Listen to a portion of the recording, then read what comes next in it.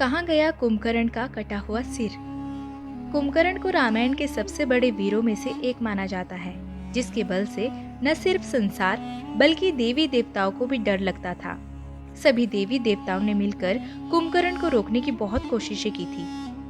और ये भी कहना गलत नहीं होगा कि अगर कुंभकर्ण अपनी पूरी शक्ति का इस्तेमाल कर पाता तो शायद ये दुनिया कुछ अलग ही नजर आती।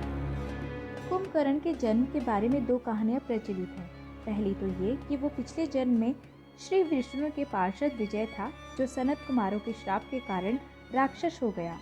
दूसरी कहानी के अनुसार राजा प्रताप भानु को एक दुष्ट राजा ने तपस्वी बनकर सलाह दी कि वो ब्राह्मणों को खाने पर आमंत्रित करे।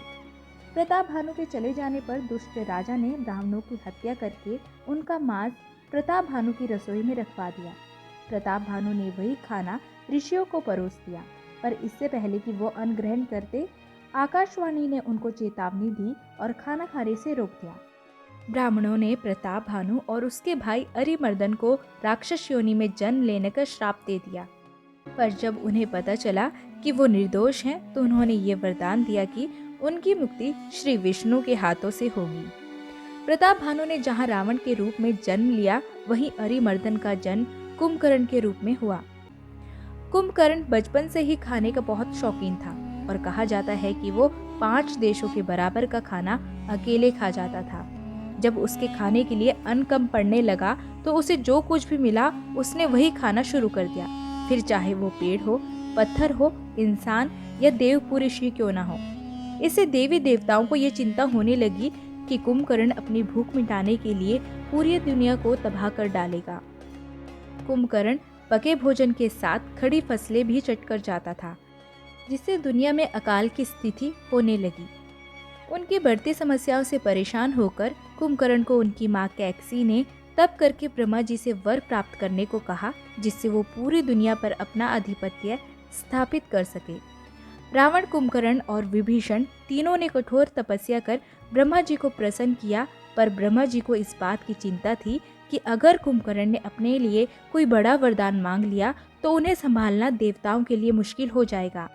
इसलिए ब्रह्मा जी ने सरस्वती देवी से अनुरोध किया कि वो उनकी मति भ्रमित कर दे। सरस्वती देवी ने ऐसा ही किया और फलस्वरूप इंद्रासन की जगह कुंभकर्ण ने निद्रासन मांग लिया। ब्रह्मा जी ने कुंभकर्ण को 6 महीने सोने और केवल 1 दिन जागने का आशीर्वाद दिया, पर साथ ही में ये चेतावनी भी दी कि जिस दिन उन्हें उनकी नींद से समय से पहले जगाया जाएगा, उस दिन उनकी मौत हो जाएगी। उसी दिन से कुंभकर्ण का नया जीवन शुरू हुआ, जहां वो 6 महीने में एक बार जगता था। उस एक दिन वो घड़े भर भर के मदिरा पान करता था, फिर अपने आसपास उपलब्ध हर चीज को खा जाता था, फिर चाहे वो घड़े हो, भोजन, राशन या उसके खुद के सैनिक। वो इतना विशाल था कि उस पर हाथी दौड़ाए जा सकते थे। रावण ने कुंभकर्ण के विश्राम के लिए एक अलग महल का निर्माण करवाया था, जहां वो सोया करता था।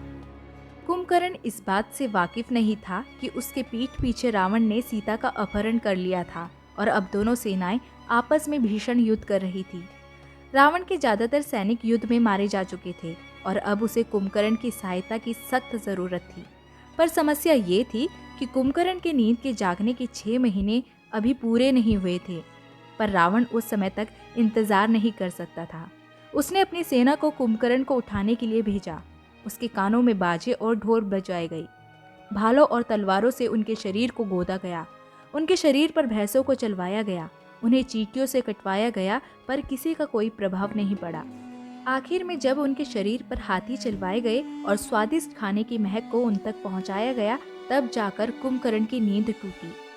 उठते ही उसने घड़े भर भर कर मदिरा पी और फिर उन भैंसों को भी खा गया जिन पर वो मदिरा लाई गई थी। उसने जी भरकर भोजन किया और फिर वहां मौजूद सैनिकों को भी खा गया। सब कुछ हो जाने पर उसने बचे कुछ सैनिकों से पूछा कि उसे क्यों उठाया गया है। तब कुंभकर्ण को पिछले कुछ महीनों में हुई घटनाओं से वाकिफ कराया गया। तब रावण उनसे मिलने आया और कुंभकर्ण से मदद मांगी। कुंभकर्ण ने पहले तो रावण को पराई स्त्री का अपहरण करने के लिए दुत्कारा, पर आखिर में उनकी मदद करने को तैयार हो गया। पर कुंभकर्ण को ये भी एहसास हो गया था कि उसका अंत निकट है, क्योंकि उन्हें वक्त से पहले जगा दिया गया था। उन्हें इस बात का डर था कि उनकी मौत के बाद उनके शरीर को पर्वत समझकर बंदर उसे कुतर सकते हैं। और वानर सेना उनके शरीर को शत विशत कर सकती है। इसलिए उन्होंने अपने सैनिकों को ये आदेश दिया कि अगर युद्ध में उनकी मौत हो जाती है तो उनके सर को समुद्र में फेंक दिया जाए ताकि उनका नोचा हुआ शरीर किसी को न मिले। ये सब व्यवस्था कर कुंभकर्ण युद्ध के लिए तैयार हुआ और रण क्षेत्र में पहुंचा। वहां पहुंचकर उसने हाहाकार मचा दिया। असंख्य बंदरों को ऐसे ही खा गया। कई उसके पैरों के नीचे आ गए। कितनों को उसने हाथ से मसल दिया।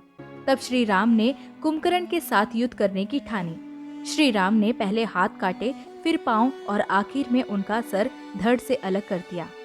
राम को कुंभकर्ण की आखिरी इच्छा का पता था, इसलिए उन्होंने उसके सर को बाण से उड़ाकर दूर एक पहाड़ी पर रखवा दिया। आज भी हिमालय की कंचनजुंगा की एक पहाड़ी जो नेपाल में स्थित है का नाम कुंभकर्ण है, क्योंकि माना जाता है कि ये वही जगह है जहाँ कुंभकर्ण का सर आकर गिरा था।